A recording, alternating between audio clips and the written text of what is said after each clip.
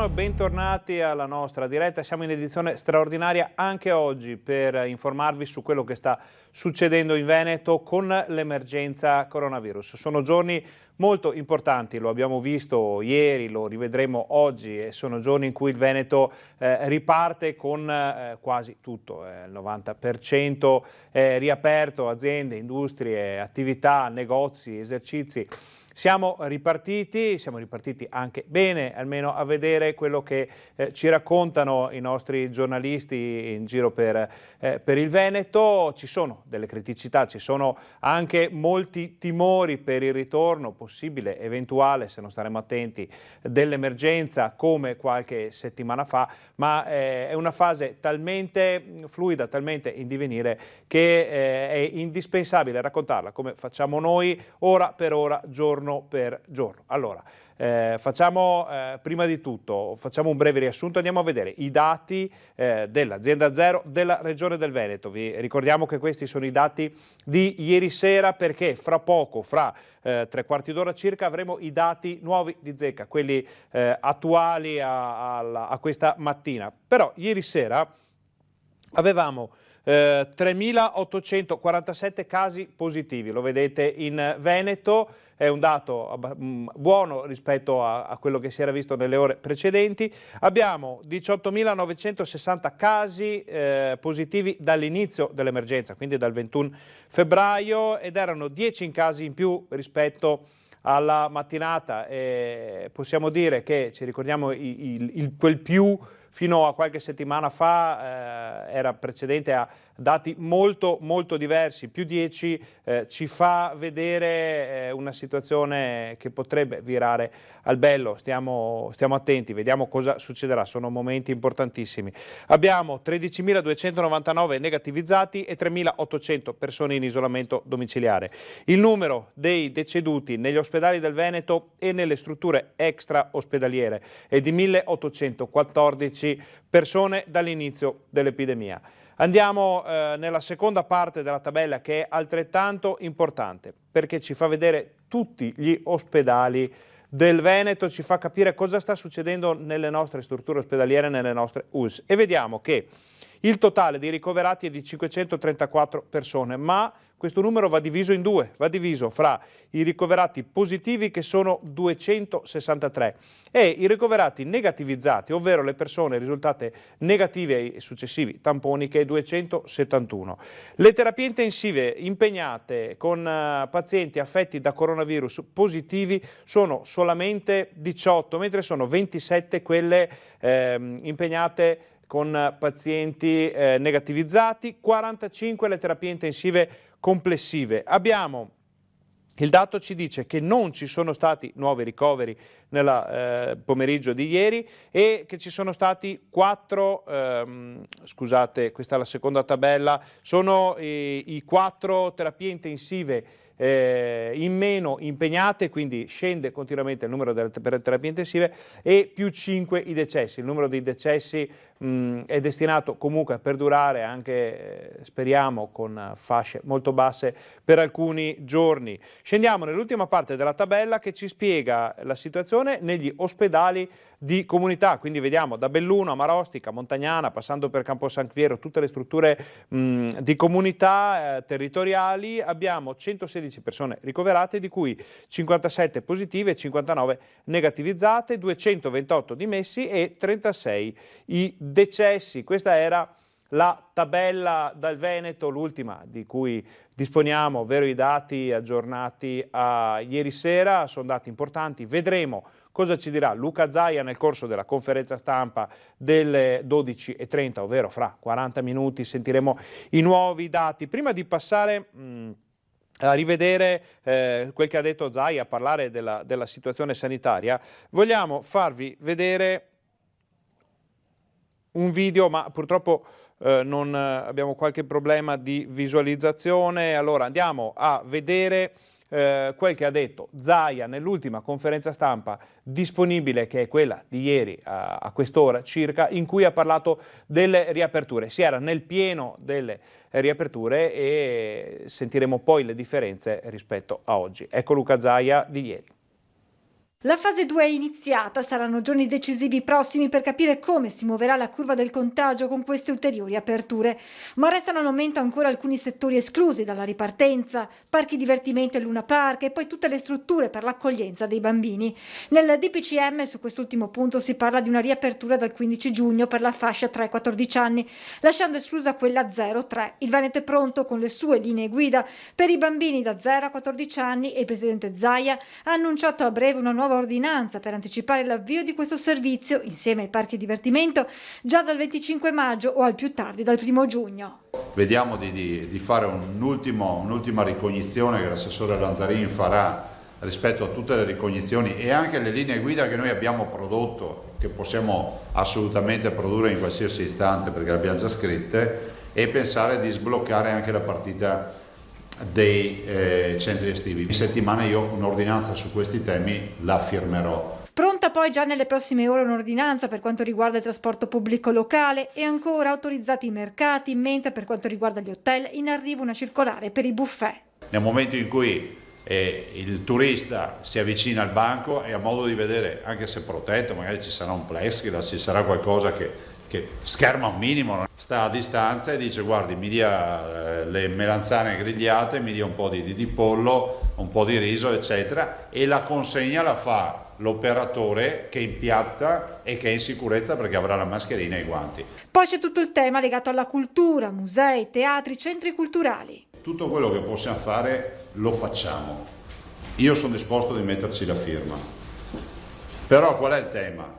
Lasciateci il tempo di lavorare perché abbiamo un DPCM che ci lavora tanto contro su sto fronte. Tutto questo nel pieno rispetto delle misure di sicurezza, dal distanziamento alle mascherine ancora obbligatorie quando si esce di casa. Sto sacrificio 10 giorni potevo farlo, sono esattamente il periodo che abbiamo previsto, se osservate la nostra ordinanza dura fino al 2 giugno, periodo guarda caso finestra per eventuale reinfezione. Se non ci saranno sorprese finisce che la mascherina diventerà semplicemente sarà da utilizzare solo in caso di mancato distanziamento sociale. Avere la mascherina a disposizione nel momento in cui ci si avvicina alle persone e si va nei locali chiusi. Ultima nota riguarda l'accordo sottoscritto tra Regione Veneto e la Provincia Autonoma di Trento, Friuli Venezia Giulia ed Emilia Romagna per gli spostamenti tra province confinanti per la visita congiunti. In questo caso sarà ancora necessaria l'autocertificazione. Per l'Emilia Romagna di Ferrara con Rovigo, per Treviso sarà Pordenone, per il Friuli Venezia Giulia, per Venezia sarà Udine e anche Pordenone, Belluno avrà Trento e Udine.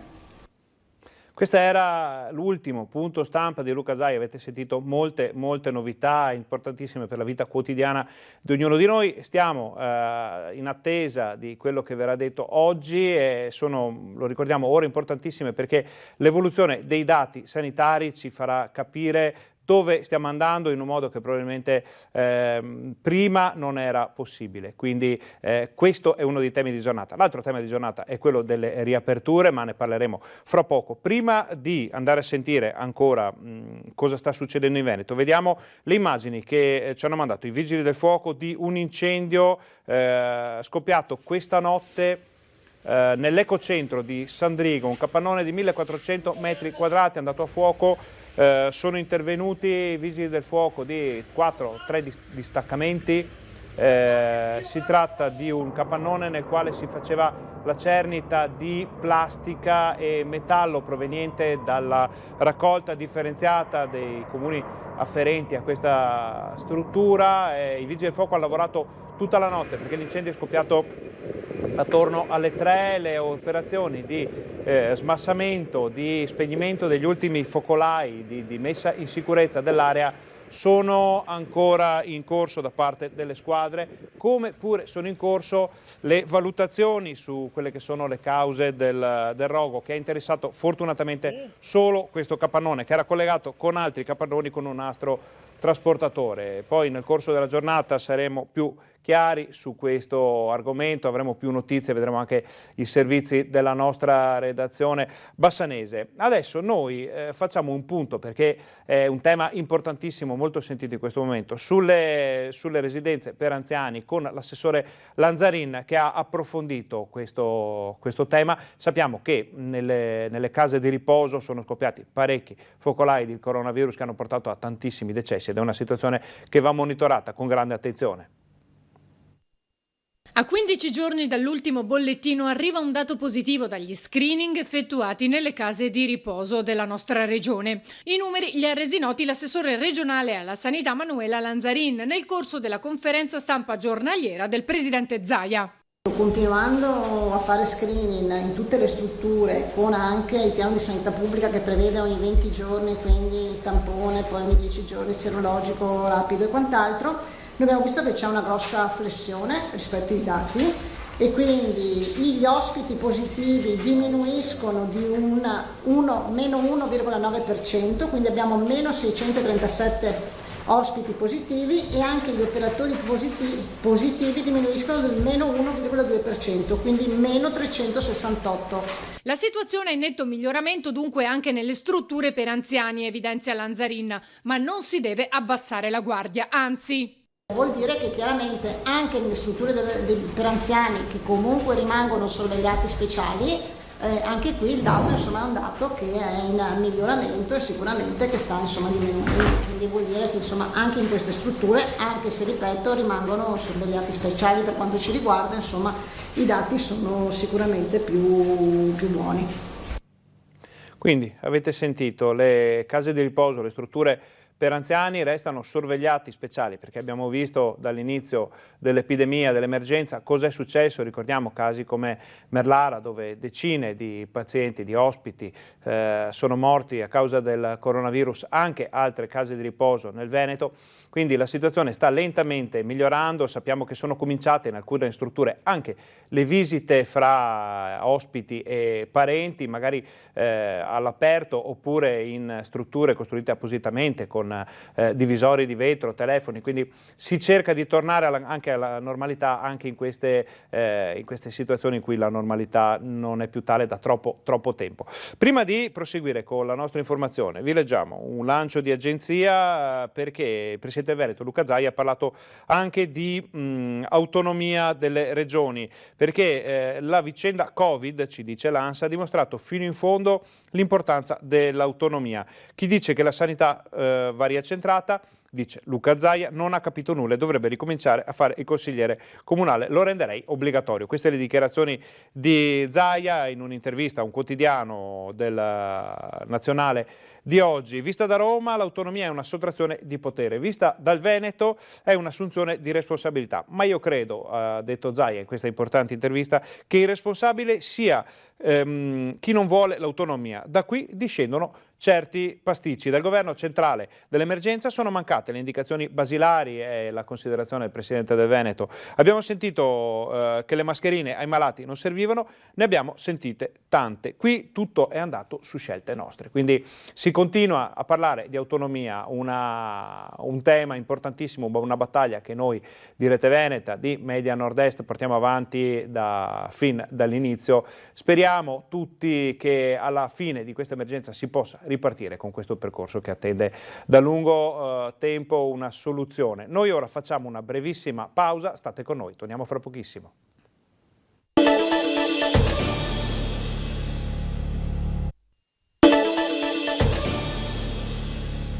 Buongiorno, bentornati alla nostra diretta, siamo in edizione straordinaria anche oggi per informarvi su quello che sta succedendo in Veneto con l'emergenza coronavirus, ma vorremmo dire oggi soprattutto con le riaperture, con il Veneto che riparte, in realtà non si era mai fermato del tutto, il motore era al minimo, i giri al minimo indispensabile, ma adesso si riparte. Noi ora ci colleghiamo via Skype naturalmente, perché questo mezzo ci permette di parlare con persone in modo semplice, senza dover avere qui ospiti, di vedere cosa succede in giro, con la nostra Chiara Gaiani che è andata a vedere come sta ripartendo il centro storico di una città come Bassano del Grappa. Noi la vediamo, però le chiediamo di ruotare il telefono perché altrimenti faremo vedere il mal di mare ai nostri telespettatori, perché il video in questo momento è verticale ed è bene farlo vedere in orizzontale. Non possiamo collegarci con Chiara finché non metterà a posto il telefono. Ecco, si dice giornalismo espresso in questo caso. Vediamo che i nostri colleghi, la troupe formata da Chiara Gaiani e da Federico Cibotto è andata a vedere la situazione del centro storico di Bassano, una città turistica ma anche una città dal tessuto commerciale molto importante. Chiara, buongiorno e grazie di esserti collegata con noi. Vediamo che siete proprio sul ponte di Bassano. Sì, buongiorno Ferdinando, buongiorno ai telespettatori. Siamo proprio a ridosso del Ponte Vecchio, dove sono ancora in corso i lavori per la ristrutturazione e restauro. Tra l'altro, visto che c'è un piccolo sopralluogo anche in questo momento dei tecnici che stanno seguendo i lavori. Spero che il mezzo che si è appena messo in moto non entri troppo nel microfono e non faccia confusione.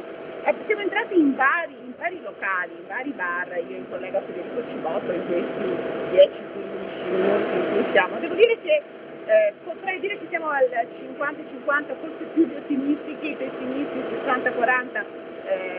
Ieri alcuni ristoratori ci hanno detto che hanno visto movimento, che c'è voglia di tornare alla normalità, hanno fatto anche una pausa pranzo decente, segno che molti degli uffici sono stati aperti e quindi insomma hanno lavorato.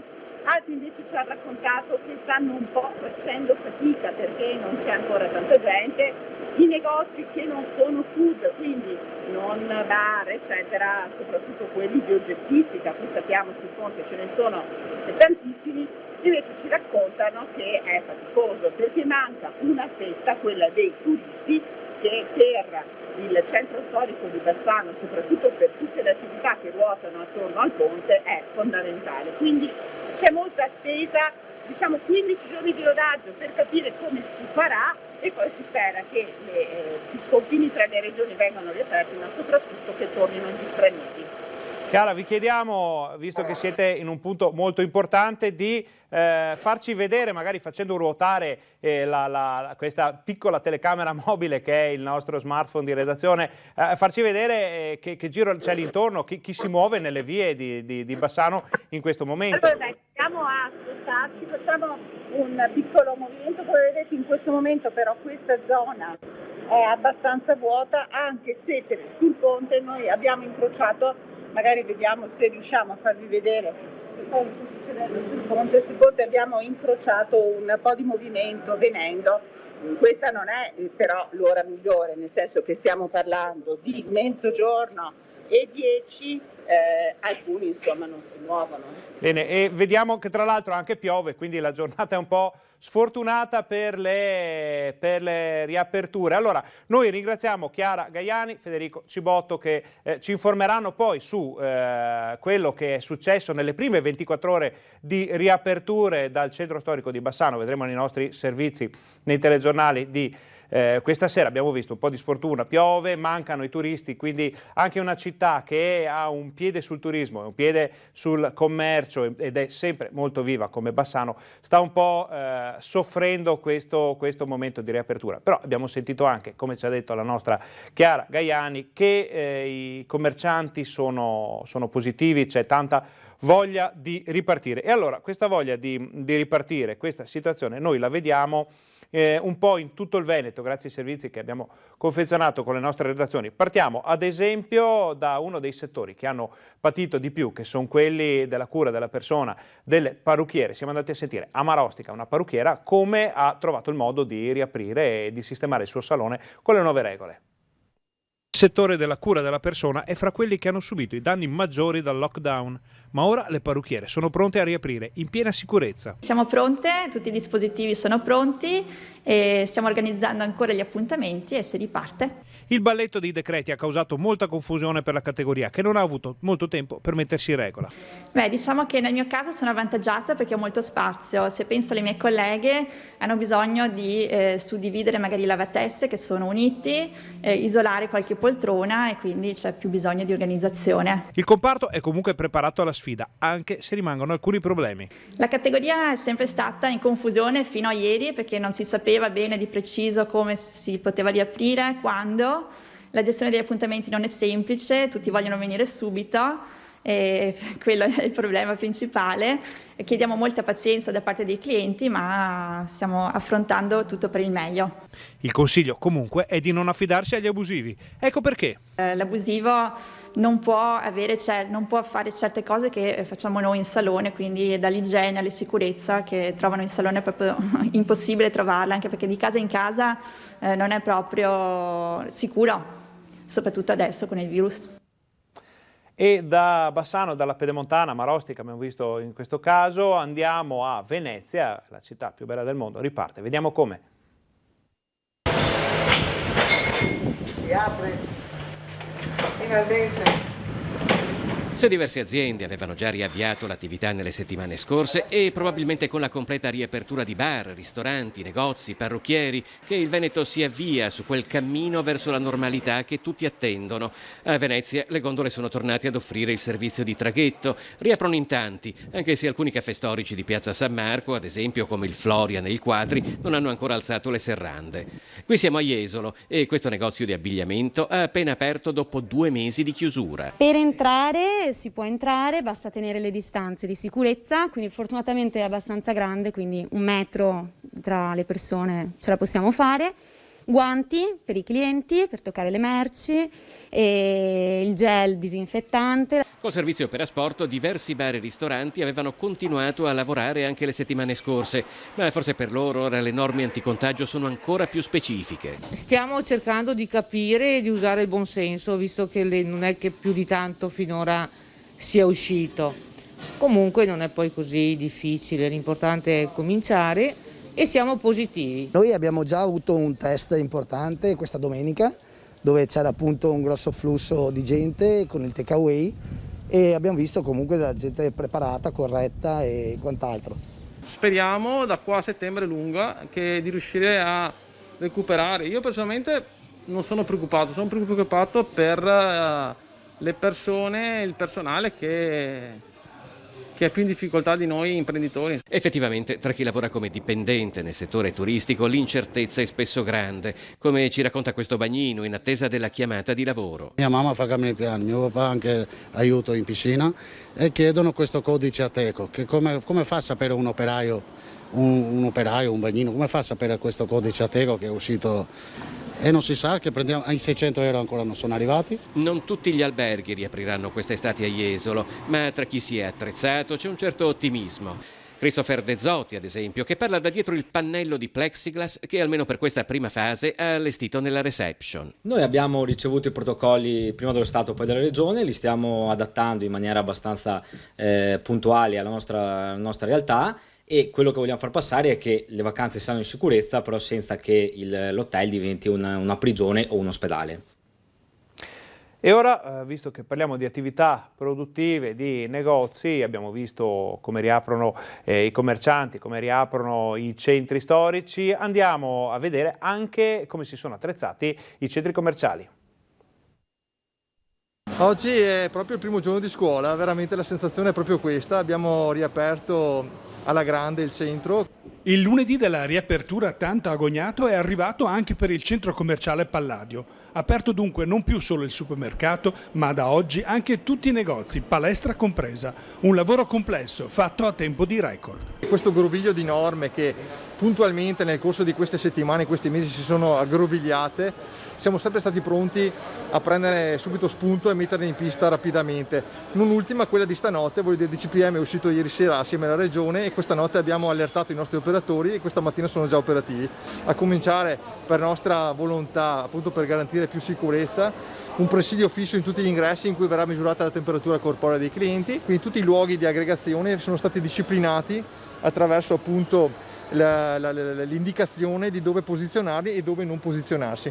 In tutta la galleria, presso gli ingressi, presso i servizi igienici, abbiamo posizionato dei dispenser con dei sanificanti appunto a disposizione della clientela per sanificare le mani e quindi procedere in sicurezza anche a supporto nel caso non avessero i guanti. Per tutta la settimana abbiamo organizzato un'attività di distribuzione di mascherine brandizzate Palladio appunto per la clientela. Basterà semplicemente che il cliente entri nel sito, scarichi il voucher e venga qua a convertirlo per ricevere una mascherina. Il centro è stato ribrandizzato con una nuova segnaletica per indirizzare i flussi. Qui potete vedere benissimo il flusso di andata rispetto al flusso di ritorno. Questo per appunto mantenere sempre la distanza di sicurezza e garantire il corretto droplet.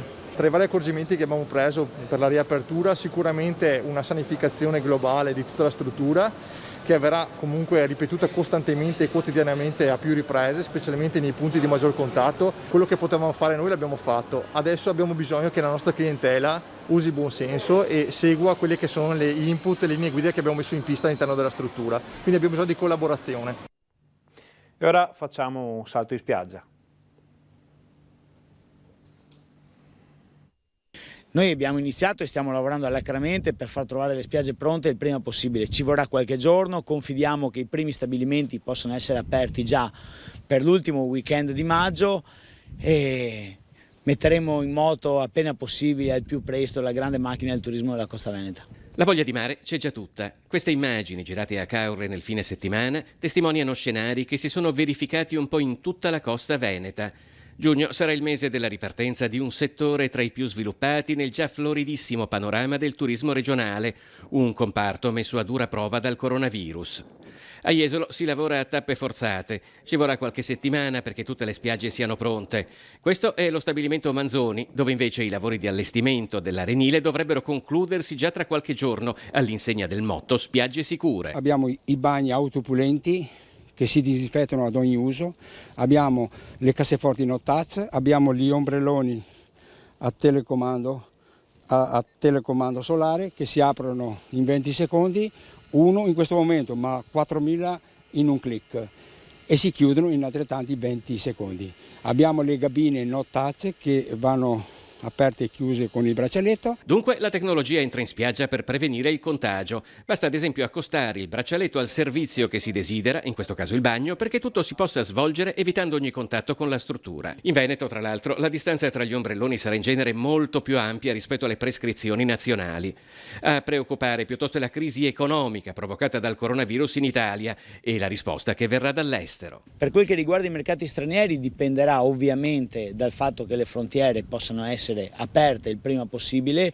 Ci auguriamo a questo riguardo che il chiacchiericcio delle settimane scorse di questi presunti corridoi turistico-sanitari tra stati dell'Unione a discapito dell'Italia non trovino ovviamente conferma, perché sarebbe non solo scorretto ma verrebbe anche meno a quelli che sono gli atteggiamenti, i principi solidaristici della Comunità Europea.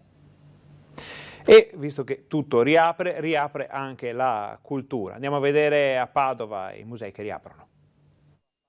A nord-est Padova è la prima città che riapre i musei, le biblioteche, i capolavori e sceglie come luogo simbolo la Cappella degli Scroveni con gli affreschi di Giotto. Le procedure di sicurezza sono rigide, percorsi dedicati, distanze, igiene e un'ulteriore riduzione di persone che possono accedere contemporaneamente all'interno. 10 al massimo, ognuno con un posto assegnato. Per assurdo si potrà godere di questo gioiello ancor più da privilegiati. Non capita tutti i giorni che il numero dei visitatori sia quasi diviso per 3, quindi ci sarà una maggiore possibilità di godersi in silenzio questo luogo assolutamente magico. Padova al momento del lockdown stava scalando posizioni nella classifica delle grandi città d'arte europee e la Cappella degli Scrovegni diventa anche il luogo simbolo per la ripartenza. Il fatto che si apra con la Cappella degli Scrovegni di Giotto ci auguriamo tutti che sia veramente di buon auspicio. Quello che è indubbio è che lo era stato, perché già a gennaio-febbraio il trend delle presenze denotava un incremento esponenziale dei numeri e dei ricavi. Questo perché vuol dire che la campagna sulla Urbs Picta ha cominciato a dare i suoi frutti. Visitare Padova, che è un museo all'aperto, visitare la cappella in situazioni di grandissima sicurezza, direi che è una occasione unica oggi per i veneti, domani mi auguro per tutti gli italiani e gli stranieri che torneranno a visitarla. Ma Padova riapre l'intero sistema museale. Quindi la cappella, il museo degli Eremitani, dove c'è la croce di Giotto, l'Eterno, dove ci sono gli angeli di Guariento, e il capolavoro assoluto che ovviamente è il Palazzo della Ragione, dove, date le sue dimensioni, il visitatore lo può visitare in grandissima tranquillità. Riaperta anche la mostra sul Belzoni, realizzata in collaborazione con il Louvre e il British Museum. Ora si punta a una nuova campagna di comunicazione, per la quale però servono risorse economiche che ora non ci sono e che il Comune sta cercando. Allora, abbiamo visto riaperture, riapre la cultura, riaprono i negozi, i centri commerciali, riaprono gli esercenti, i bar, i parrucchieri. Il Veneto riparte e sentiremo cosa ci dice Luca Zaia su questi argomenti fra 10 minuti in diretta qui su Canale 18 Rete Veneta dalla sede della Protezione Civile di Marghera. Noi ora facciamo una breve pausa, state con noi.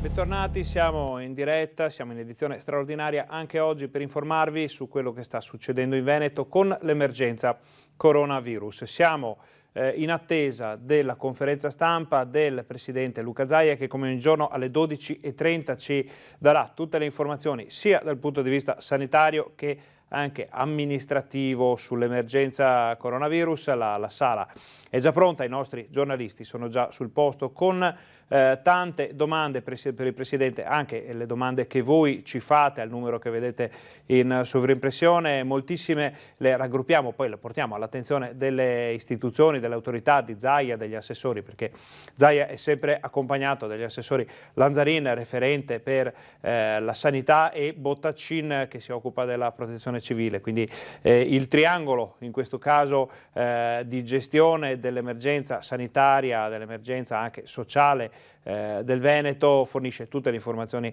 del caso ogni giorno e risponde anche alle vostre domande. Prima di andare a sentire Zaia, vi leggiamo un lancio di agenzia che è appena arrivato dall'ANSA, che dice come nella zona fra Padova e Treviso, quindi la maxi area Padova-Treviso, il mercato interno sia crollato del 10,4% durante l'emergenza e che come sia in crisi l'export.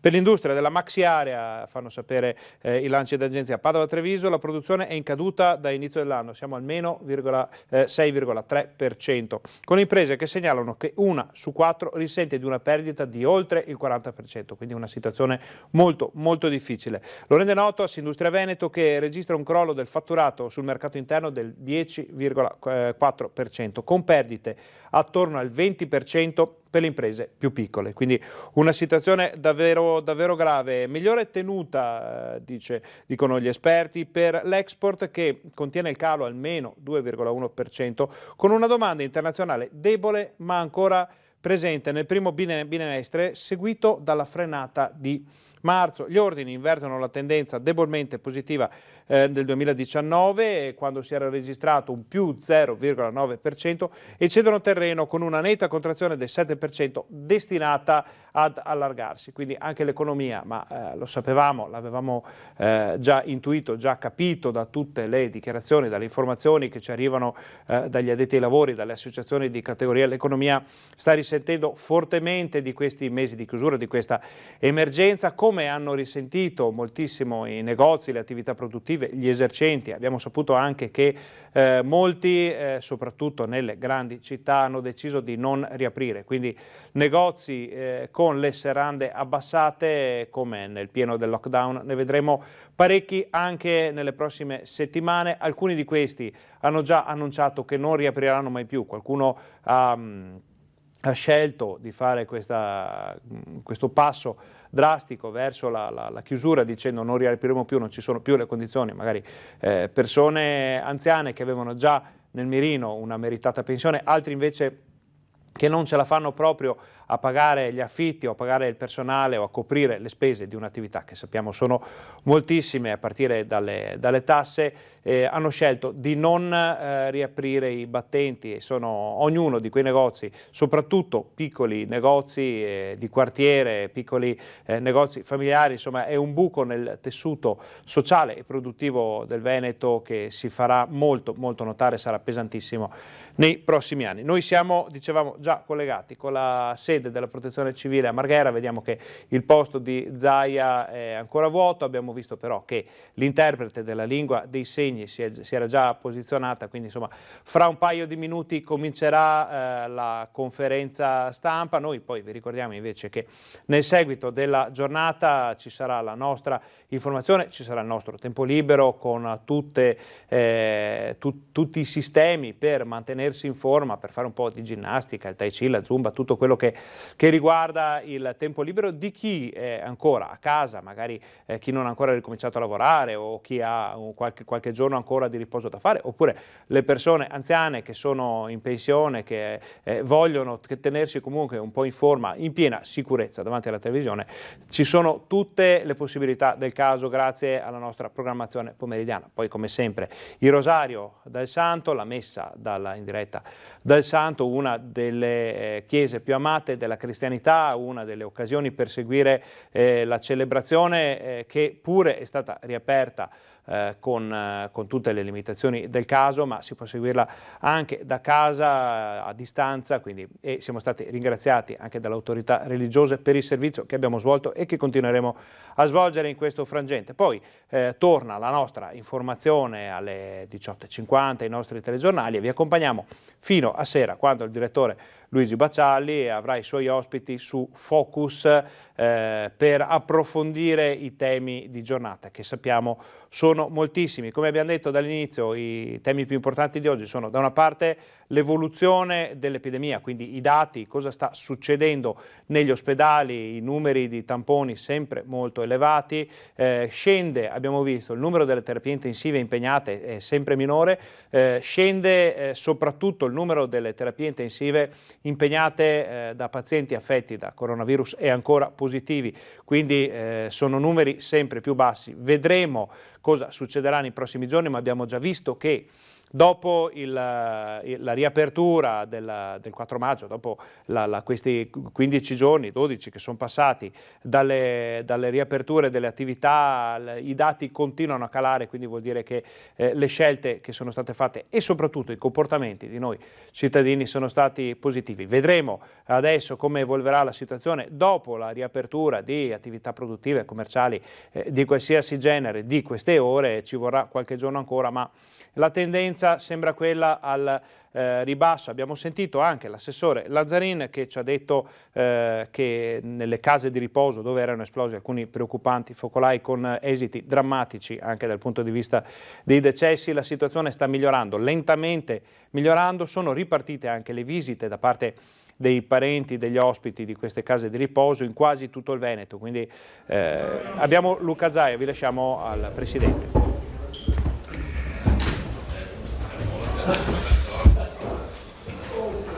Buongiorno.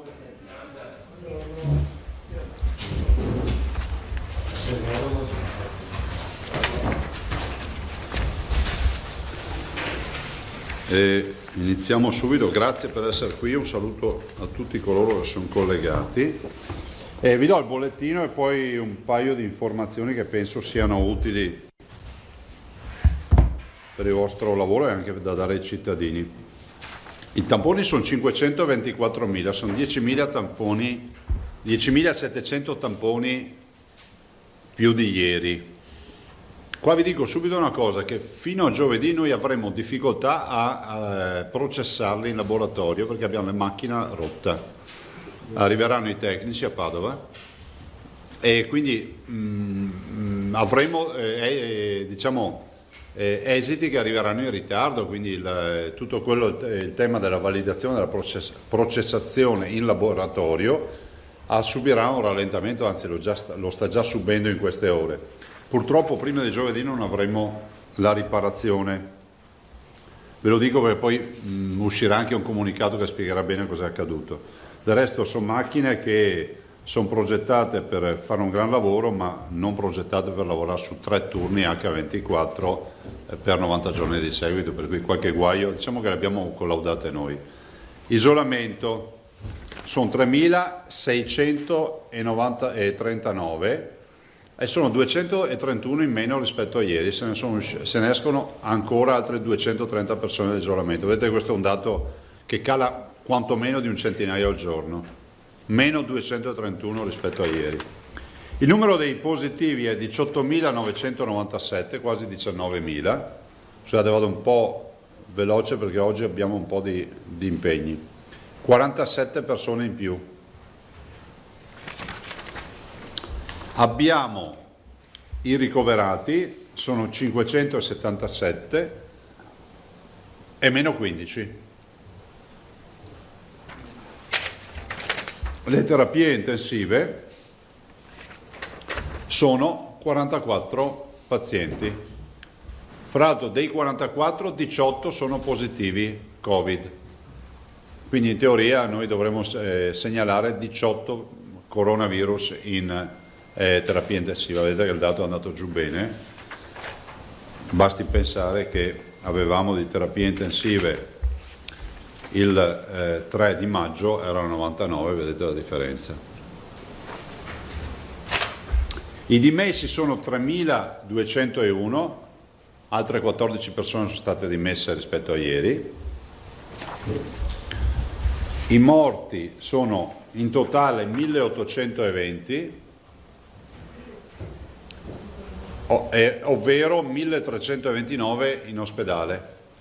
No, il totale è 1.820, 1.329 in ospedale, sono più 7. I nati sono 95.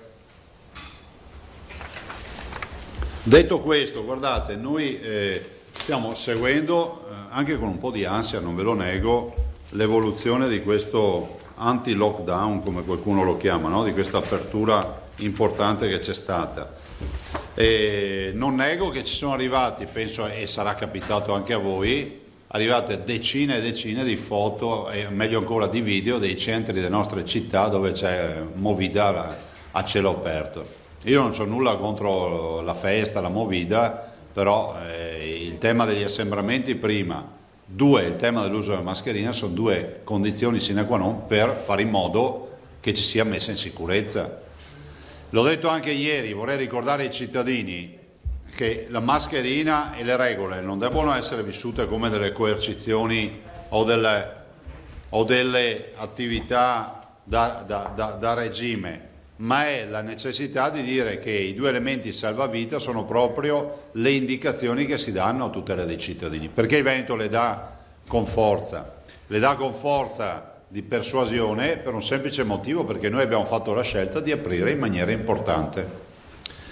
Si chiede questo sacrificio. Io trovo anche assurdo, perdonatemi se lo dico, trovo anche assurdo sentire il Presidente della Regione che ogni giorno sta qui a dire portate la mascherina. Insomma, vedere, ieri sera ho risposto a un amico che mi ha mandato un video, anzi mi ha mandato delle foto, c'è un sacco di persone senza mascherina con lo spritz in mano. Io ho detto, guarda, ho scritto 2 frasi, li aspetteremo alle porte dell'ospedale, e la cosa che fa più male è pensare che molte di queste persone magari sono le stesse che poi vanno a fare la morale sui social rispetto alla qualunque, qualsiasi roba va bene per richiamare il senso di comunità, il senso di rispetto civico. Questo è il senso di rispetto civico che è 0. E la cosa che mi fa più male è che ci sono ragazzi che mi mandano i video.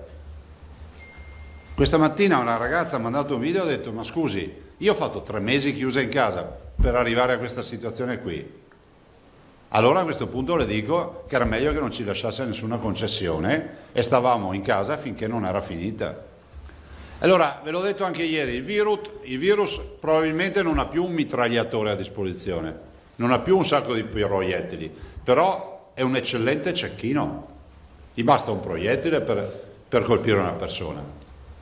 Allora, se qualcuno sta coccolando l'idea, galvanizzato dal fatto che sia aperto, galvanizzato dal fatto che comunque e legge da qualche parte che la sua piscina è aperta, che la palestra è aperta, che la spiaggia verrà aperta, che il bar sotto casa è aperto, che il ristorante viene aperto o quant'altro, e dice beh, finito tutto, vi dico che siete sulla strada sbagliata. Allora, per carità, possiamo anche affidarci al buon Dio o alla fortuna per chi non crede e già sarà una roulette russa, la proviamo, abbiamo nel tamburo un proiettile, abbiamo 5 possibilità, probabilmente finirà che il virus non ci contagia e abbiamo fatto bene a non rispettare le regole, ma se il virus ci contagia noi riempiamo gli ospedali, forse qualcuno non l'ha capito, noi riempiamo gli ospedali. Capite che passiamo questa responsabilità dall'ospedale all'individuo. Cioè la responsabilità esce perché quando si svuota l'ospedale non è più una responsabilità sanitaria di chi ha il processo delle cure in mano, ma torna in capo a noi. Quante volte rivendichiamo la libertà e la possibilità di decidere del nostro futuro? Beh, se questa decisione del nostro futuro qualcosa avrei da ridire. Io non sono chiamato a fare prediche paternalistiche e non sono neanche chiamato a attivare percorsi di rispetto delle regole. Vi dico che le regole di ingaggio sono chiare. Il rischio di non rispettare le regole è il ricontagio, punto. E poi guardate, a me basta a questo punto che resti agli atti questo discorso, lo dico tutti i giorni, ma non per lavarmene le mani, per dire che poi è inutile rivendicare diritti se quando c'è un minimo di dover rispettare delle regole da qui al 2 di giugno in libertà, perché voglio ricordarvi in totale libertà. Che senso ha che voi veniate qui con la mascherina? Nessuno, no? Perché se questo è il principio buttiamo via tutti la mascherina. Allora io penso che faccio questo appello ancora ai cittadini e ai ragazzi, a tutti, guardate, dobbiamo fare in modo di stringere ancora, far quadrato e rispettare le regole. E comunque la contabilità ce l'avremo nel giro di 8 giorni, ormai 2 giorni sono passati, in 10 giorni io li vedo i contagi, se aumentano richiuderemo i bar, richiuderemo i ristoranti, richiuderemo le piscine, richiuderemo le palestre, chiuderemo le spiagge, chiuderemo le aziende, chiuderemo tutto e torneremo a chiuderci in casa col silicone. È questo che vogliamo? Io decisamente no, non ho incontrato nessun cittadino che mi dice che vuol tornare al lockdown. E allora un minimo di impegno, ragazzi, dai, un minimo di impegno. Si può andare al bar, si può fare anche con gli amici, ma non serve fare l'happy hour come lo facevamo prima del virus. E poi è un sacrificio, scusatemi. Capisco se uno ti certifica e ti dice guarda, da qui all'infinito vivremo così, vivremo con il virus, con le mascherine, allora uno dice vabbè, a questo punto faccio una scelta di vita, mi butto. Ma la verità è che questo virus se ne andrà, io spero anche velocemente, e allora facciamo sto minimo di sacrificio. Abbiamo avuto 1820 persone che hanno perso la vita. Lo dico ai complottisti, ai terapiatisti, a tutta sta gente che fa video, dichiarazioni, ma almeno un po' di rispetto per i morti. Un po' di rispetto per i morti. E chiedere troppo? Poi tu puoi anche pensare che la Terra sia piatta, che non sia un geoide, puoi anche pensare che il Sole gira attorno alla Terra, che Galileo si sia sbagliato, puoi pensare un sacco di robe, ma almeno rispetto per i morti. Quando fate e dite le vostre idee che sono contro tutto il sistema, il grande fratello, e i grandi circoli dei potenti, tutte queste robe, l'invenzione, quando vi vengono in mente queste robe, pensate ai morti. Io spero che vi frenino un po' questo pensiero, che vi freni. 1820 persone, l'età media 82 anni, questa è la strage dei nonni. Di coloro che invece di fare i terrapiattisti e fare i complottisti si sono riboccati le maniche e hanno fatto grande questo Veneto. Questi sono quelli che sono morti. E quindi un minimo di rispetto. Guardate, vi dico questo nel senso che vedo tantissima gente con le mascherine che giustamente rivendica il rispetto delle regole, perché poi non sto descrivendo un popolo di incivili. Ma come c'era scritto, ripeto, dal mio vecchio calzolaio, mi ricordo da bambino andavo, c'era scritto per colpa di qualcuno non si fa più credito a nessuno. E questa è la tragedia, per colpa di qualcuno non si fa più credito a una comunità che si comporta correttamente. Voglio dirvi, annunciarvi che siamo addirittura d'arrivo, nel senso che noi abbiamo già deliberato l'aiuto anzi il riconoscimento per il grande lavoro che ha fatto il mondo della sanità, sono quasi 61 milioni di euro che eroghiamo. esattamente 60.932.640 sono risorse che diamo come premio straordinario, ma più che chiamarlo premio, riconoscimento straordinario a tutti coloro che nella sanità si sono adoperati in questi mesi. Poi vi diamo nel comunicato stampa, vi diamo la suddivisione, nel senso che c'è una suddivisione rispetto ai 61 milioni da dove arrivano. Dall'altro anche come verranno erogati.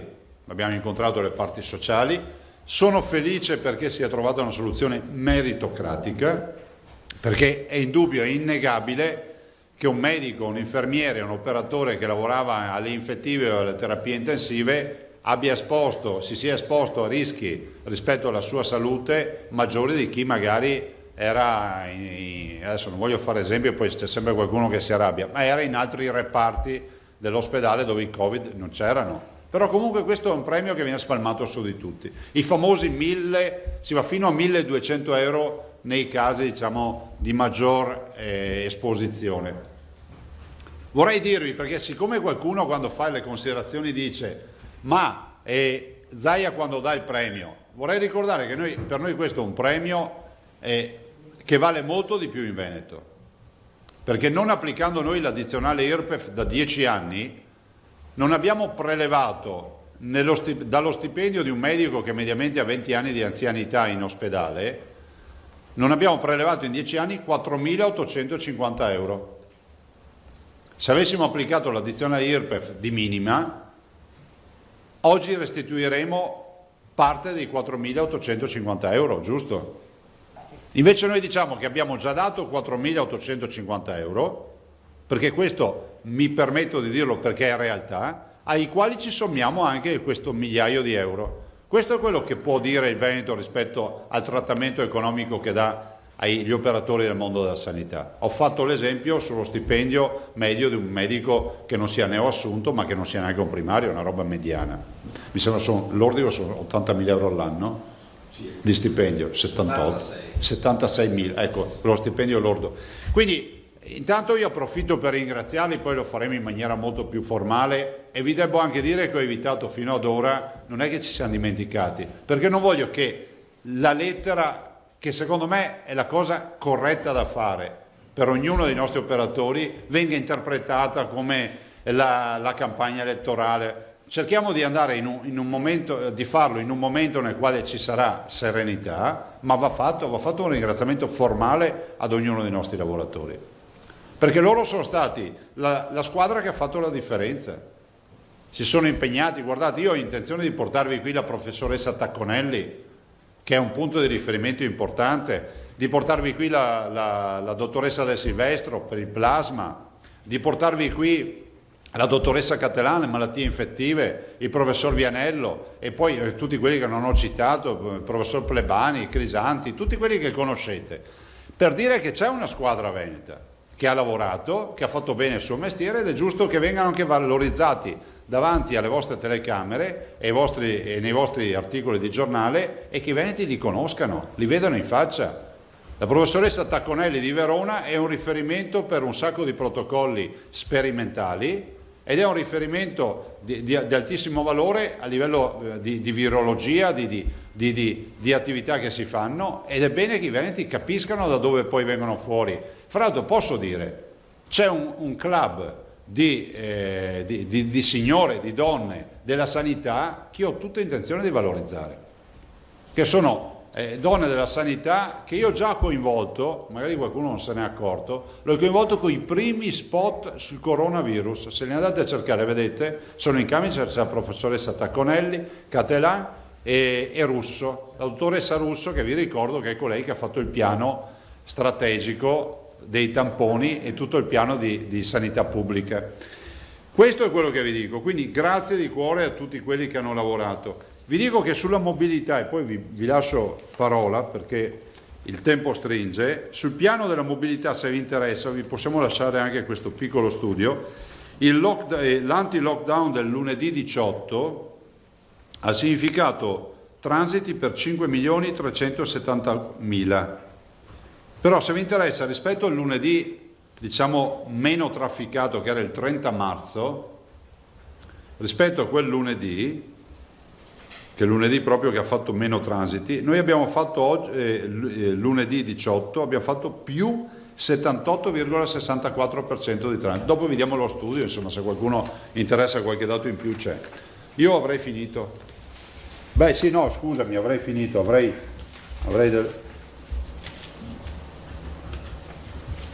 Ma sì, lasciatemi ricordare due cose che Federico mi ha organizzato qui, perché prima abbiamo visto le carte, scusate. Volevo fare gli auguri a un signore particolare che compie gli anni oggi, Noè Gottardi, pensate, compie l'invidiabile età di 106 anni. E peraltro è un signore che ha vissuto sempre in Veneto, ha avuto 5 figli, insomma si è dato da fare, ha sempre fatto l'agricoltore, 106 anni vuol dire, insomma. E poi la signora Tina, che sempre oggi compie gli anni, 99 anni. E poi avrei un sacco di comunicazioni rispetto alle donazioni, però preferisco farle un altro giorno perché ho più tempo. Prego.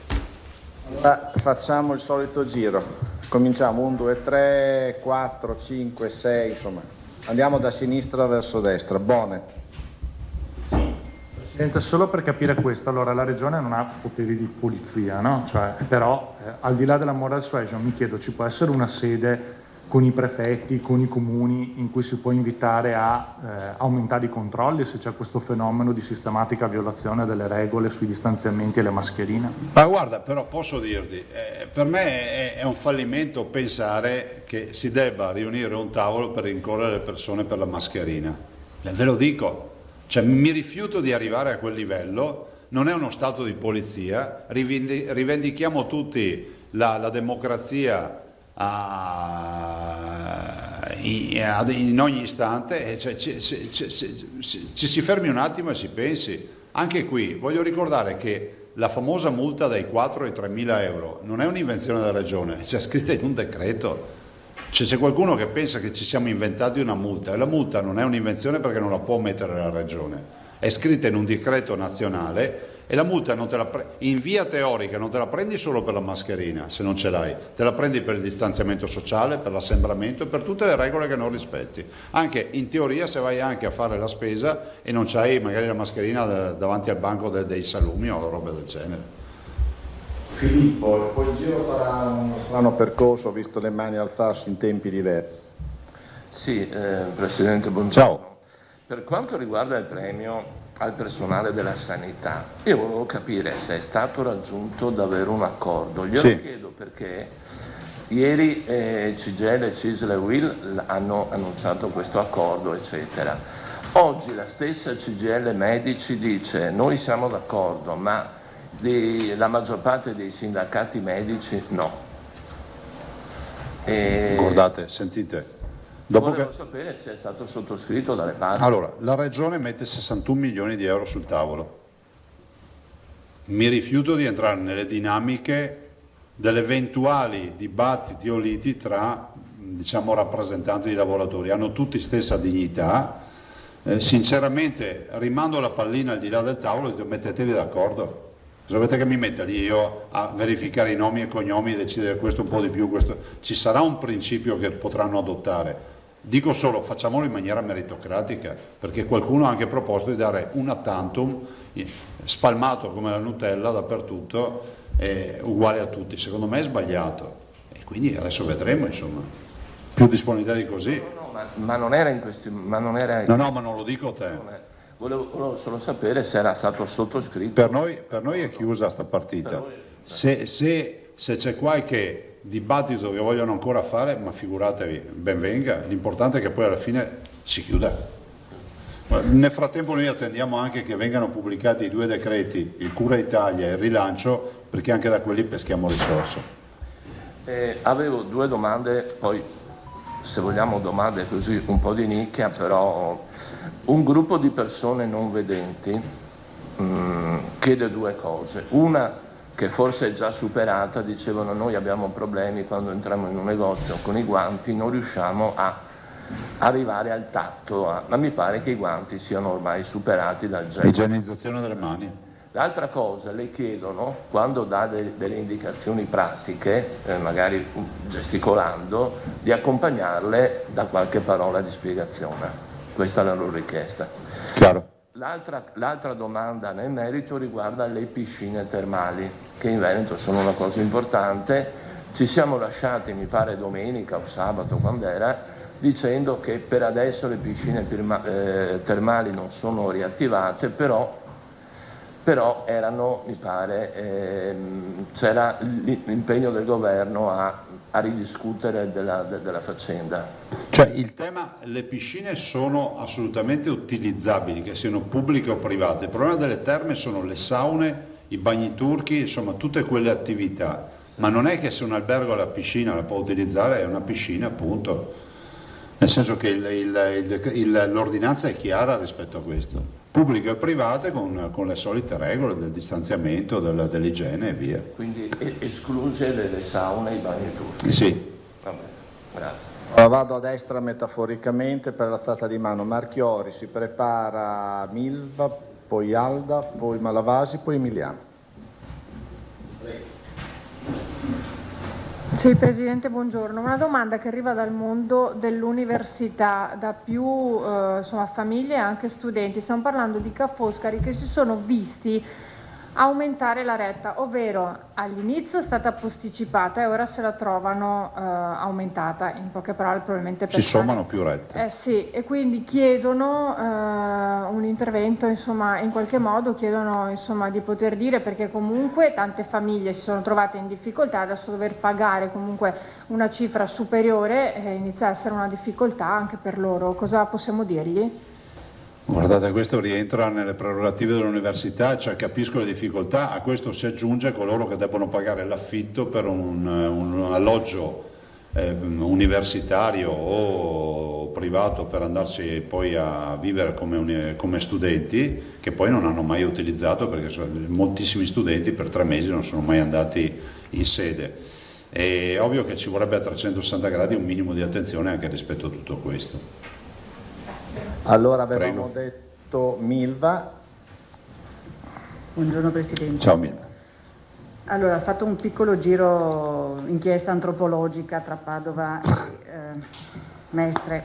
Allora, con gli spot e i manifesti di Crisanti, di Pennacchi, della Viola, che mostrano la mascherina come si mette, come si usa. Manca forse il sottotitolo, nel senso che certe spiegazioni non ci sono. Allora sono andata a verificare sul terreno guardando la gente per strada, chi fuma, chi beve, quindi materialmente non è, con il rischio di prenderti anche una craniata, perché uno ti dice fatti i puntini tuoi.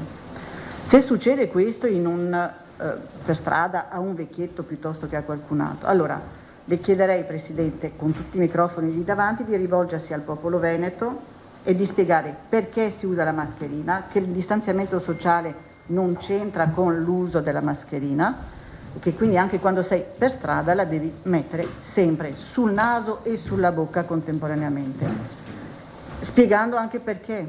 Grazie. Sì. Poi magari se Federico ne porta anche una, se c'è una chirurgica. Questo l'abbiamo detto in più occasioni, grazie per la domanda. La mascherina non è un vezzo e non è neanche un atto di coercizione sociale. La mascherina salva la vita. Ormai è scientificamente dimostrato che chi ha operato al fronte, cioè nelle terapie intensive, nelle malattie infettive, nelle semi-intensive, quindi abbiamo testato i 10.000 medici della sanità del Veneto, degli ospedali, ne viene fuori che solo l'1,3% si è infettato. Cosa vuol dire? Per la proprietà transitiva utilizzavano la mascherina e il virus non arriva. Se ci pensate, questo fra l'altro è stato anche documentato dalla letteratura scientifica, che dice che il primo presidio in assoluto è la mascherina, poi il distanziamento sociale, dopodiché anche qui non è che la mascherina uno la gestisce alla bisogna, ci sono delle regole per utilizzarla la mascherina, che sono quelle di indossarla sempre, ovviamente fatto salvo quando uno deve bere e si ritrova da solo a casa propria o quant'altro. Adesso, per carità, non so se questa si può chiamare pubblicità progresso, diciamo che noi siamo interessati a fare in modo che i cittadini capiscano questo. Sai, ne viene fuori anche uno spaccato di un popolo, no? Perché se stiamo qui a discutere dell'uso della mascherina come discutessimo con un malato oncologico dell'uso di farmaci salvavita, cioè non ha nessun senso fare questi discorsi. Me lo dico per me, perché a volte provo anche imbarazzo, e la mascherina va anche poi, come si dice, indossata nella maniera migliore, cioè come dicevi te, naso e bocca coperti. E è vero che il DPCM, perché qualcuno ci dice il DPCM non prevede l'uso della mascherina, non è vero, il DPCM prevede, grazie, l'uso della mascherina negli ambienti chiusi, quindi vado in un negozio, debbo indossare la mascherina, e nelle condizioni in cui non si garantisce il distanziamento sociale, dice il DPCM, cioè quando non riesce a stare al di sopra di 1 metro di distanza da un'altra persona. Il che vuol dire che se tu cammini per i centri cittadini ne incroci tante che comunque ti sfiorano, in quel caso devi portare la mascherina. La mascherina, abbiamo detto 1 miliardo di volte, si porta così, questo è il modo esatto, così non serve a nulla, serve solo è un palliativo, e così proprio è inutile. Io non so cos'altro aggiungere, lo trovo anche strano, no? Dover stare qui a parlare di mascherina. Penso sempre che abbiamo avuto 1820 morti. Aldo Navato, Malavasi si prepara. Presidente, buongiorno. Ciao. Ieri è stato pubblicato il decreto, la sua ordinanza, per quanto riguarda la mobilità, il trasporto pubblico locale. Quindi non c'è solo Conte che pubblica a ridosso dell'inizio delle nuove disposizioni, perché l'ordinanza sua è entrata in vigore direttamente ieri, 18/18. Volevo chiederle cos'è la utilizzazione in verticale delle sedute. La sua ordinanza dice dobbiamo mantenere il distanziamento sociale, però gli autobus sono affollati, i vaporetti sono affollati, ma la gente da ieri è tornata al lavoro, quindi ha bisogno del trasporto pubblico. Nella sua ordinanza cambia il sistema di ingresso nei mezzi pubblici, treni e quant'altro, e dice possiamo anche derogare al distanziamento di 1 metro con le sedute in verticale, evitando uno di fronte all'altro, fino ad una capienza massima del 50% del totale omologato. Ci può spiegare esattamente? Guarda, questa è un'ordinanza che, giustamente come capite, è stata scritta dai tecnici, no? Alla luce dei confronti che hanno fatto. Da quello che hanno spiegato a me, però, se vi serve un approfondimento fatto meglio, ve lo faccio avere, è quello della seduta che viene considerata la postazione in piedi, no? Cioè, questo è. Dopodiché, per spiegarvi bene tecnicamente la lettura dell'accordo che hanno fatto, devo farvi parlare con l'ingegner Pellegrini che ha stilato questo, quindi ben volentieri, se volete, vi metto nelle condizioni di averlo già in giornata. L'interpretazione autentica poi di tecnicamente come avviene questo. Resta comunque il fatto che al 50% secondo voi saranno sufficienti i mezzi pubblici per portare la gente al lavoro e quant'altro? Il 50% è riferito alla capienza, rispetto alla capienza originaria che avevano. Vi ricordo che con le altre modalità si era 1/3 della capienza, no? Si era al 30%. Con questa nuova lettura arriviamo al 50%, ovviamente sempre in presenza di mascherina e di rispetto delle regole. Se vuoi ulteriori ti metto in contatto con l'ingegner Pellegrini magari dopo la conferenza e ti dà proprio anche gli elementi di partenza per questo ragionamento. Posso sommessamente aggiungere che si trattava di disposizioni nazionali del ministro concordate, non è che se lo siamo inventati, c'è un accordo con il ministro Di Micheli che ha portato a questo, non è una cosa. Maravasi. Sì, Presidente, buongiorno. Buongiorno. Stamattina si leggeva che il Ministro della Famiglia delega le regioni a decidere a proposito di centri estivi, GREST, anche rispetto alle date oltre alle modalità e quindi potendole anticipare rispetto a quell'inizio di giugno o addirittura al 15 di giugno. Volevo sapere, 1, se ci sono novità in questo senso, 2, Nel caso, mi pare di aver letto anche nel progetto regionale che si parli di gruppi di 4-5 bambini per ogni educatore, o di un educatore per ogni 4-5 bambini, se così fosse molti stanno lamentandosi o stanno dicendo che i costi diverranno insostenibili, e quindi come si potrà fare. 3, e ho finito, le diocesi, penso in particolare a quelle di Venezia, hanno mandato alla regione dei progetti per il GRESTA in tempo di Covid. Se sono stati valutati e cosa se ne pensa? Sì, sono stati valutati. Io farò l'ordinanza in settimana, stiamo ancora attendendo di chiudere anche altre partite che non riguardano questo per fare un'ordinanza unica. E sono state valutate le proposte delle diocesi, le sta seguendo l'assessore Lanzarin, e sono state valutate anche altre opportunità, cioè cerchiamo di mettere insieme tutto quello che ci aiuta a dare una risposta alle famiglie. Si va dalla fattoria didattica dell'agriturismo all'accordo con le FISM, e quindi con le scuole paritarie 0-6 anni, piuttosto che i CREST, i centri estivi o quant'altro.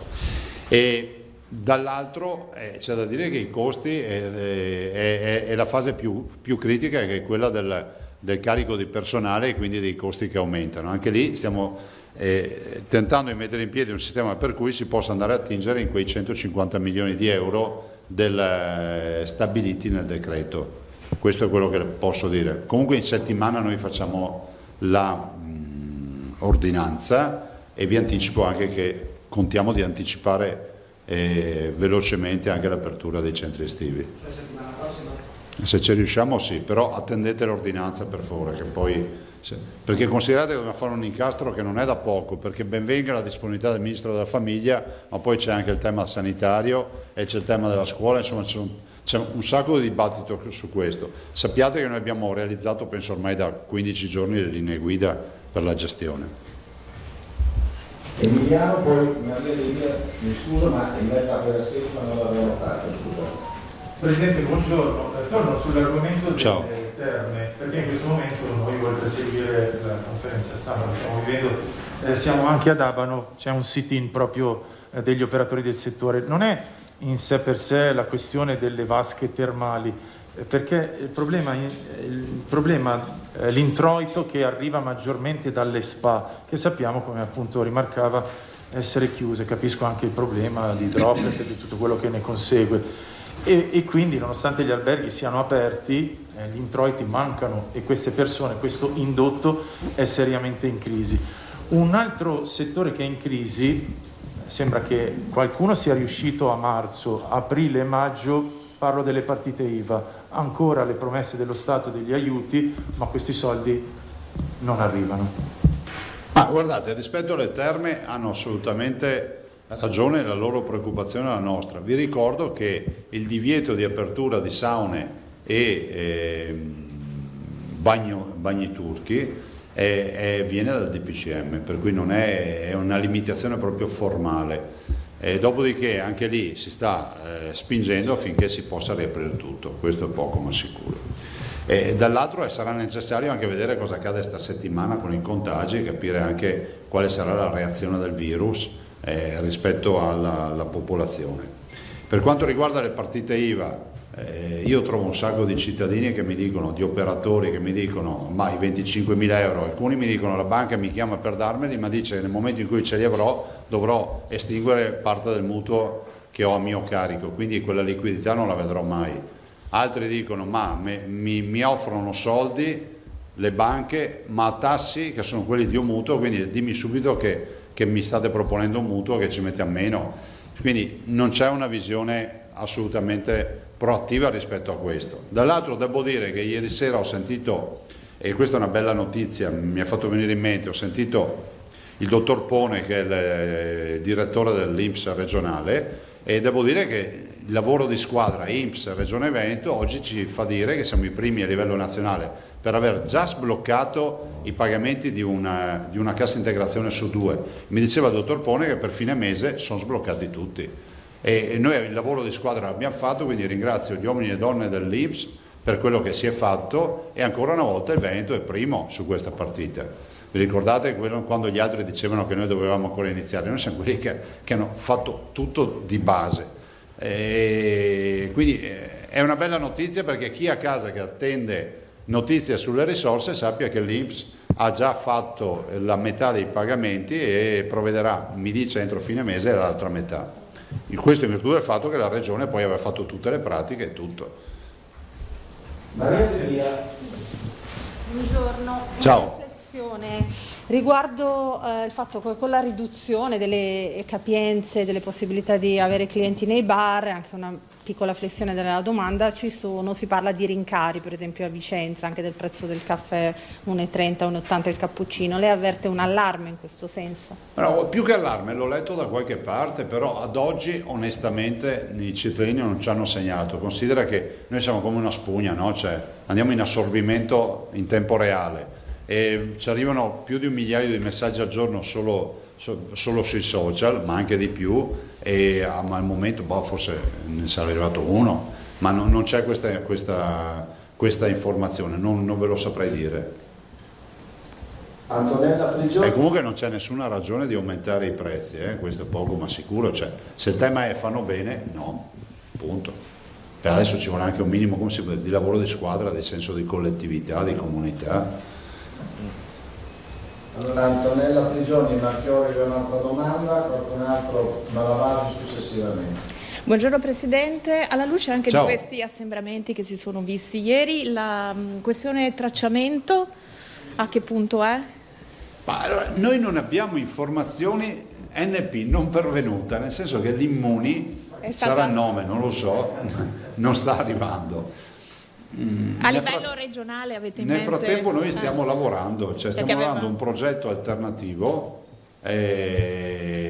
però al momento non posso anticipare nulla perché prima voglio vederlo, nel senso che ho già visto il progetto, abbiamo già fatto delle correzioni, però vi dico anche la verità, dovrei vedere domani il piano e dopodiché ve ne parlerò. Grazie.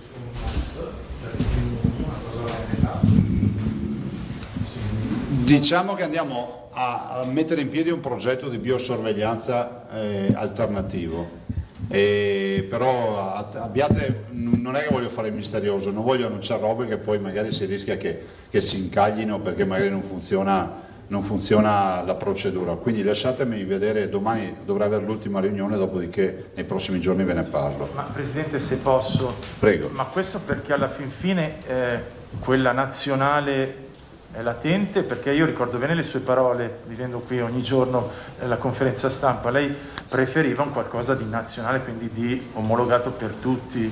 Sì, non è che preferivo, io vi ho semplicemente detto che quando c'è stato il dibattito ho detto, chiarita la partita della privacy, di tutte queste robe, perché apriti cielo, abbiamo tutti la privacy da difendere, no? Cioè siamo tutti georeferenziati col telefonino che abbiamo in tasca. Cioè, mettiamo accetta in ogni sito che apriamo, così veniamo anche non solo georeferenziati ma anche profilati rispetto alle nostre ricerche, quindi sì.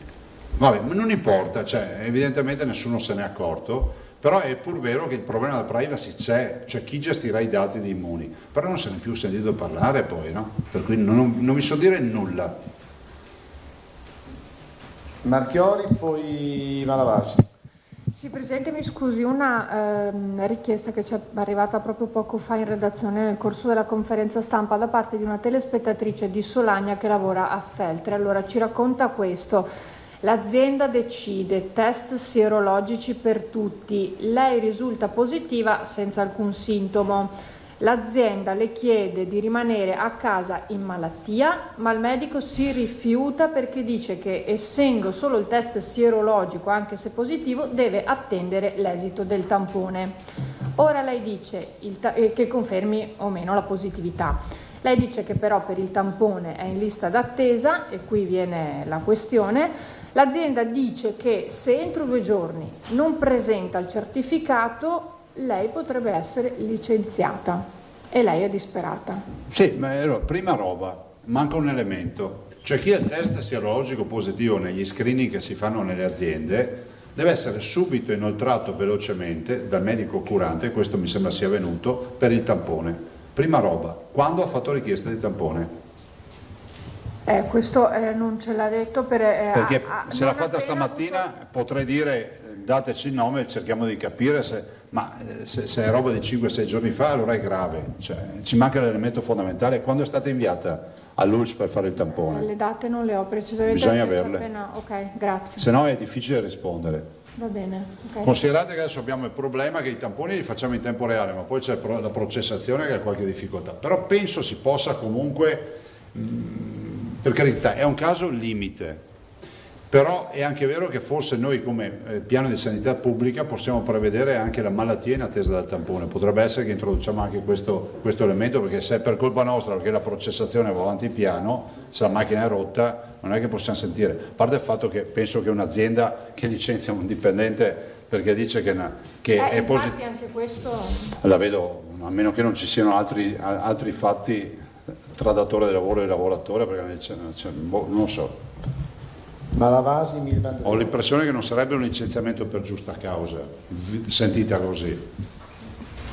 Due questioni veloci molto diverse. Il fondo europeo da 500 miliardi di cui si è parlato ieri, ci sono delle richieste e anche dei criteri, richieste per il Veneto e criteri che vengono dal Veneto, e d'altro canto ancora ci arrivano segnalazioni di partite anche significative di mascherine acquistate e importate, arrivate in dogana e ancora ferme difficili da sdoganare. Siccome questo tema ricorre ormai da 2 mesi, direi, e anche nelle sue parole si parlava di quel limite dovuto al rischio del sequestro per uso di protezione civile, ma possibile che dopo 2 mesi si sia ancora incagliati su questa questione?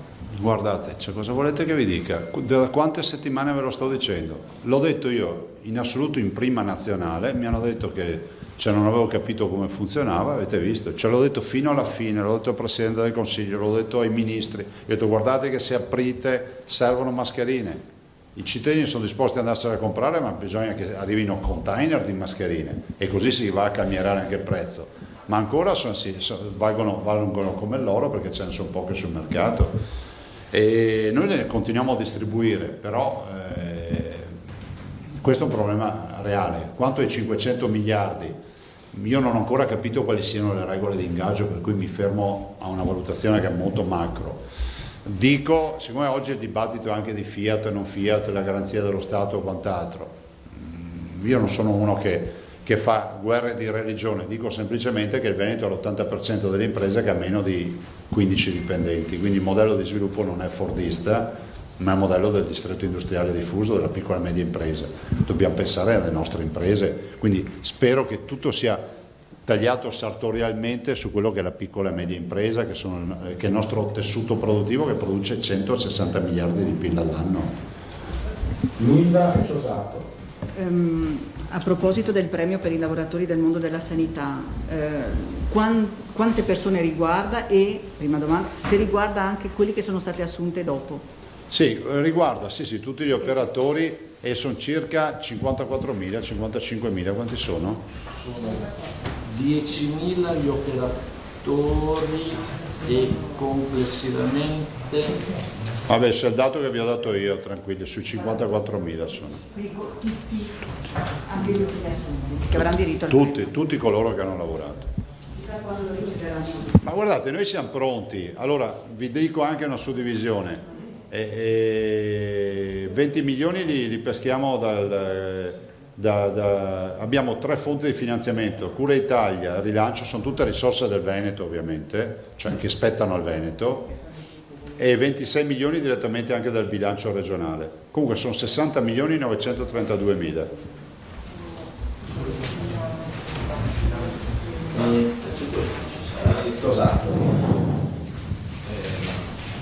Presidente, su questo ci sarà una nota nel dettaglio?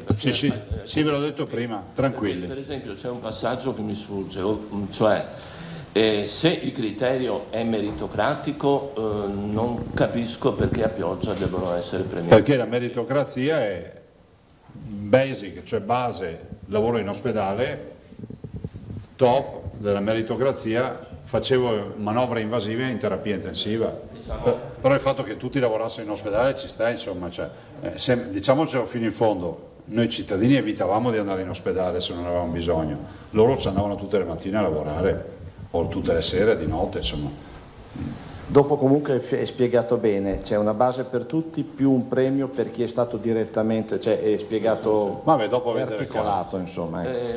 Sì, io non voglio essere pignolo, però non ho ancora capito se le parti abbiano sottoscritto questo accordo. Allora, alcune sicuramente sì, ad esempio CGL e CSG. Allora, sindacati, diciamo il comparto sì. Con le parti mediche, la dirigenza, quindi primo e secondo livello di dirigenza, quindi medici, le trattative sono avanti, si aspetta l'approvazione, la pubblicazione del decreto rilancio in Gazzetta Ufficiale, che come è noto quello da 55 miliardi non è ancora uscito, poi anche le parti mediche si sarebbero dette pronte a sottoscrivere, però il dibattito, diciamo, ci sono le rifiniture finali. Ecco, questo. Comunque la domanda non era questa. Prego. Ecco, oggi si riunisce il Consiglio regionale, diciamo in carne ed ossa, dopo mesi di sedute telematiche, si parla anche di misure di sostegno, eccetera, eccetera. Come escono i conti della Regione da questa vicenda? Io ricordo che lei ci diceva a un certo punto che, ma parliamo ancora di settimane fa, che la spesa sanitaria straordinaria aveva superato i 100 milioni, c'erano altre spese, cioè c'erano... come sono le risorse, il bilancio, come esce da questa vicenda? Ma guardate, intanto la spesa sanitaria Covid, coronavirus supera i 100 milioni, dall'altro va a stabilizzare una spesa che avremo tutti gli anni di più 35 milioni per le assunzioni, per i 1000 posti in più che abbiamo creato. Noi ne usciamo massacrati, cioè se non arrivano risorse a ristoro ne usciamo massacrati. Ma lo dico perché noi abbiamo sempre avuto una gestione dei conti assolutamente certosina. Non va in default il Veneto, però insomma voi capite che in qualsiasi famiglia, per quanta gestione ci sia, se ti arriva una roba del genere che ti mangia gli stipendi di oltre 12 mesi di tutti i componenti della famiglia, capisci che ti sballa il bilancio, questo sì. Ne verremo fuori.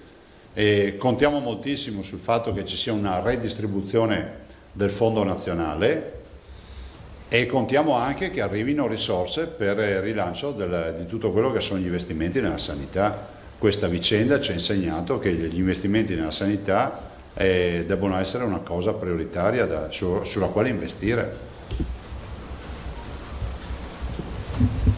E io con questo, se non ci sono... Emiliano Marchiori, poi chiudiamo perché il Presidente ha molti impegni, se non vi dispiace. Grazie Presidente, solo per alleggerire il discorso se posso. Prego. Si ricorda che scherzosamente le parlai in spiaggia dei famosi plexiglass, dopo avevamo dibattuto anche a tavola con l'Amorosa, con il Separé. Guardi, leggevo proprio di un'agenzia di ieri, attenzione, che è un trevigiano, un imprenditore in Trevigiano, sembra che abbia creato un dispositivo che si pone tra le poltrone, sto parlando di cinema, antibatterico. Sì, l'ho visto. E quindi è anche la scusa per parlare della riapertura dei cinema e di chi in questo momento... Ma guardate, la partita dei cinema, dei teatri, dei grandi luoghi di assembramento, dei concerti e di quant'altro è una partita che assolutamente verrà affrontata. Ad oggi si immagina che possano essere tra le ultime attività assieme alle discoteche da aprirsi alla volta di metà giugno, però tutto quello che si può anticipare si anticipa in ragione dei dati che avremo dal punto di vista sanitario. Questo presidio medio in Veneto ben venga? Ma c'è anche il mio paesano oltretutto. No, nel senso che si tratta di una soluzione che però è una soluzione gestibile, cioè una soluzione, diciamo, che aiuta a vivere meglio, che non incasina la vita come il plexiglass in spiaggia, è un'altra roba. Eccomi, no, scusi Presidente, mi hanno dato delucidazioni su questa signora. Da ieri è a casa e il medico però non le vuole fare questo certificato perché lui dice, a parte l'esito del sierologico, finché non ho il tampone non faccio questo certificato. Però non sappiamo quando ha chiesto di fare il tampone, è questo che serve a noi. Ok. Cioè, è fondamentale sapere quando ha chiesto di fare il tampone. Che mi mandi la data, l'ora e io provvedo a verificare. Va bene, facciamo così. Beh, data e nome e cognome, verifichiamo subito dov'è il tampone di questa signora. Perfetto, grazie. Prego? No, è consiglio regionale, sono al consiglio regionale e quindi sono bloccati. Dovete scusarmi, ma devo andare. Buon lavoro. Questa era la conferenza stampa del Presidente Luca Zaia. Avete sentito molti temi, anche molte segnalazioni su cose che stanno succedendo, su dinamiche non sempre facili legate ai tamponi, legate al mondo del lavoro. Quindi il Veneto riparte, il Veneto va avanti, ma la situazione non è semplice. Lo sapevamo, l'avevano detto tutti che non sarebbe stato facile ripartire. Ce la stiamo mettendo tutta, ce la state mettendo tutta. Queste erano comunque le dichiarazioni del Presidente Luca Zaia, poi le risentiremo nel pomeriggio nel corso della nostra informazione. Ora noi facciamo una breve pausa, state con noi, torniamo fra poco.